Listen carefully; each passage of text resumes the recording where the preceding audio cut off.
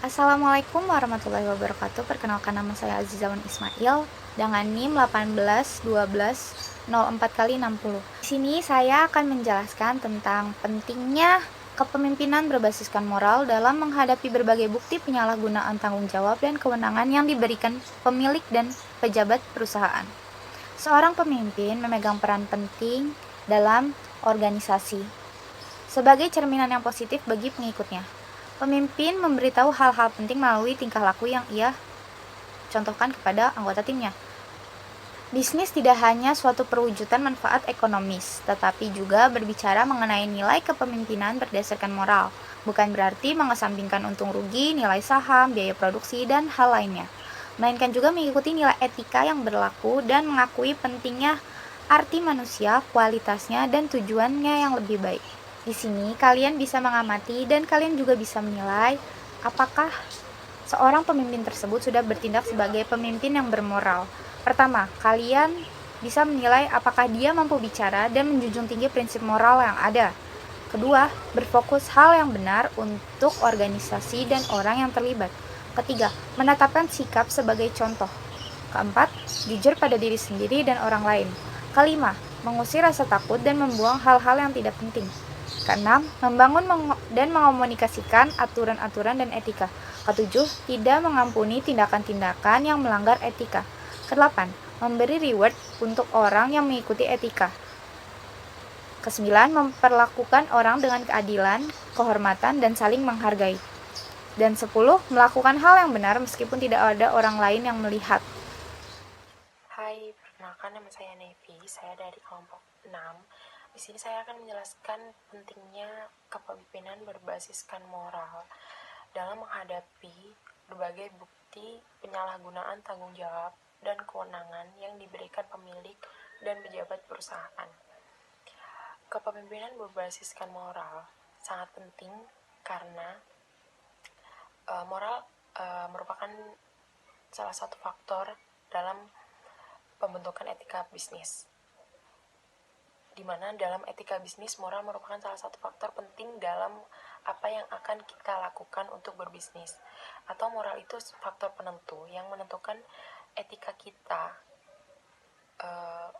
akan tercipta, di mana jika seseorang memiliki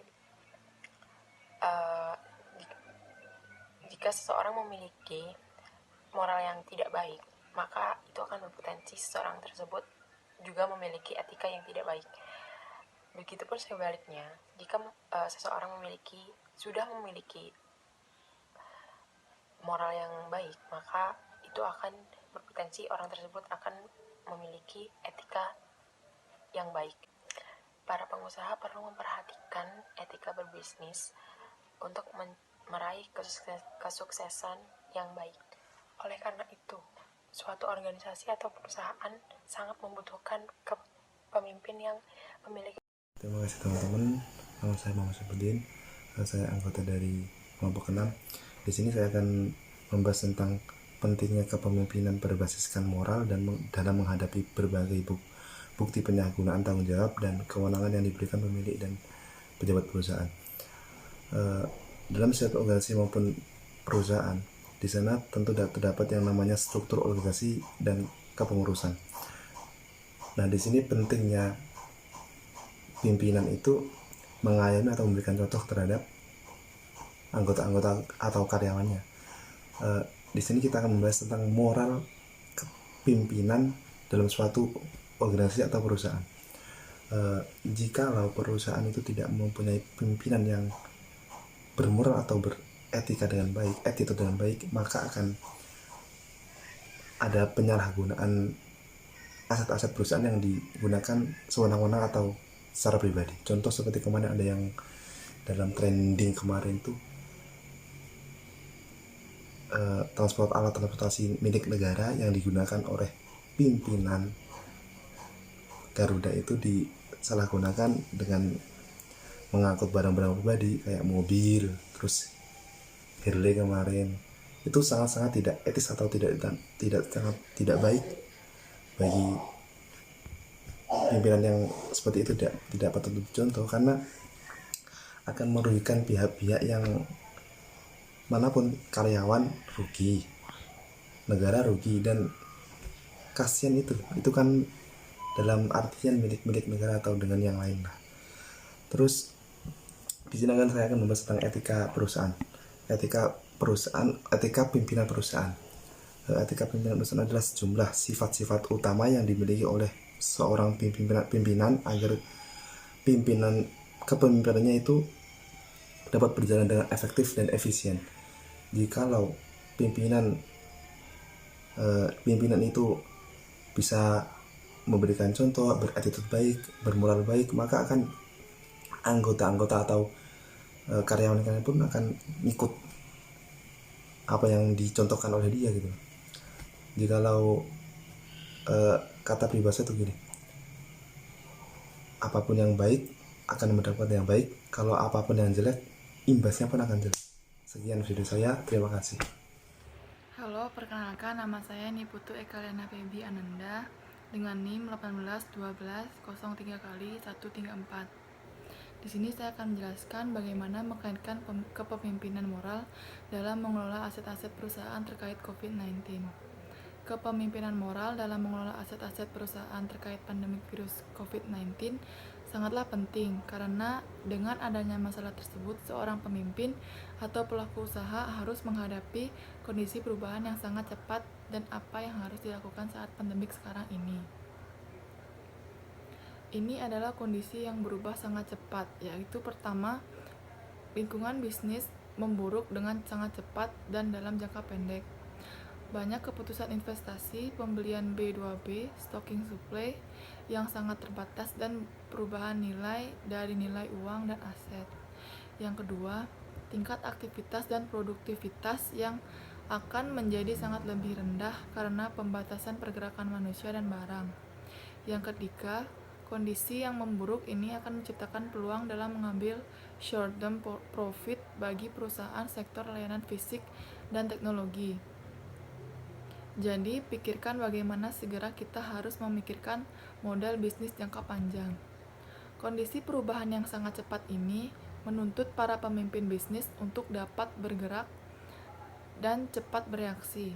Perlu diingatkan bahwa pada saat yang sama, beberapa hal akan memberikan peluang dan bagi mereka yang dapat melalui krisis ini.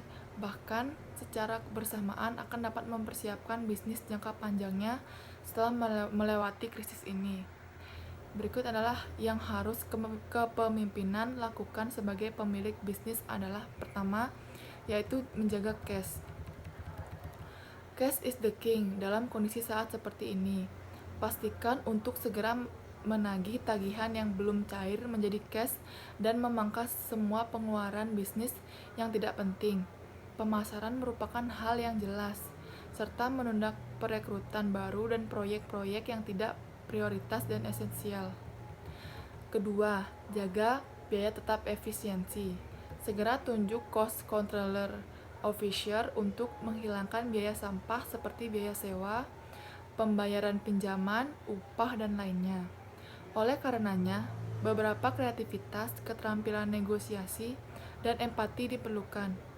Kondisi win-win, win-draw, atau survival mode, segera lakukan diskusi terbuka dengan seluruh stakeholder termasuk supplier. Yang ketiga, tingkatkan kreativitas dan inovasi untuk memperbesar peluang. Top line revenue, lakukan pembaharuan komersial kontrak offering dan fix ke variabel dari short term ke long term, atau lakukan discounting untuk mengambil tambahan ceruk pasar. Tambahkan juga channel penjualan ke e-commerce atau online karena pergerakan manusia dibatasi.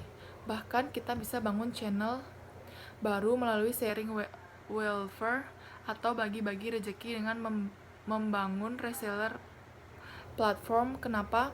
Karena akan banyak masyarakat yang akan mencari income tambahan selama berada di rumah hanya dengan memanfaatkan smartphone-nya. Jangan lupa untuk optimalisasikan big data pelanggan Anda yang selama ini tidak dimanfaatkan. Kami percaya dengan beberapa kreativitas dan inisiatif akan selalu ada peluang pendapatan yang akan kita temukan. Yang keempat, manfaat kondisi sekarang untuk memperkuat rencana jangka panjang bisnis kita. Jika melihat kenyataan mengenai begitu banyaknya berita buruk sekarang ini, maka kesempatan ini harus segera dibalikkan menjadi kesempatan dalam mempersiapkan masa depan yang lebih baik. Kami akan memfokuskan lebih banyak sumber daya pada mengembangkan produk. Yang kelima, pimpin tim secara langsung dan hadirlah di dalam mereka. Dalam kepemimpinan di masa krisis seperti ini, sudah saatnya walk the walk dan buka lagi walk the talk. Saat ini merupakan waktu yang buruk untuk bisnis dan pekerjaan. Bisa dipastikan semua karyawan akan selalu diliputi rasa was-was dalam bekerja. Seorang pemimpin harus mengambil aksi untuk memastikan mereka aman, berikan kejelasan, jujurlah pada situasi dan pilihan, serta cobalah untuk membuat kesepakatan tentang perubahan kontrak jika diperlukan. Dalam kondisi seperti ini, pemimpin harus menjadi pimpinan, mentor, dan sahabat karena semua pemimpin bisnis tidak bisa merubah situasi krisis ini. Namun seorang pemimpin harus bisa menciptakan kenyamanan dan meredam stres bagi seluruh karyawan yang timbul dari kondisi ini. Yang keenam, tetap memotivasi, menjaga kesehatan, dan terus berdoa. Tidak ada yang dapat terhindar dari kondisi krisis ini. Tekanan akan semakin berat dari hari ke hari hingga kita lewati masa krisis ini. Saya Chandra, ini adalah tugas etika bisnis dari kelompok 6, yaitu self video. Pertanyaannya adalah kepemimpinan berbasiskan moral dalam menghadapi berbagai bukti penyalahgunaan tanggung jawab dan kewenangan yang diberikan pemilik dan pejabat perusahaan. Pemimpin berbasiskan moral menunjukkan bahwa pemimpin harus melakukan sesuatu yang benar, sesuai dengan moral yang berlaku. Perilaku yang tidak menunjukkan moral akan membawa perusahaan ke dalam kebangkrutan, bisa menyebabkan PHK pekerja, sehingga pekerja kehilangan pekerjaannya. Maka dari situ seorang pemimpin harus memiliki prinsip-prinsip moral yang terdiri dari pertama adalah bertanggung jawab. Pemimpin harus mementingkan kepentingan organisasi daripada kepentingan pribadi. Yang kedua adalah memecahkan masalah dengan rendah hati, menghindari pemaksaan kehendak tetapi menghargai pendapat orang lain. Pemimpin juga harus mengedepankan sikap jujur, disiplin, dan dapat dipercaya. Pemimpin harus mengambil keputusan adil dan bijaksana. Dan yang terakhir adalah pemimpin harus menanggapi suatu masalah dengan cepat dan sesuai dengan keahlian. Karena alasan-alasan ini, maka dari sini ada kesimpulan bahwa setiap pemimpin dalam organisasi haruslah bermoral, beretika, demi terciptanya kinerja yang baik sehingga tercapainya tujuan organisasi dan terciptanya citra perusahaan yang baik di lingkungan masyarakat.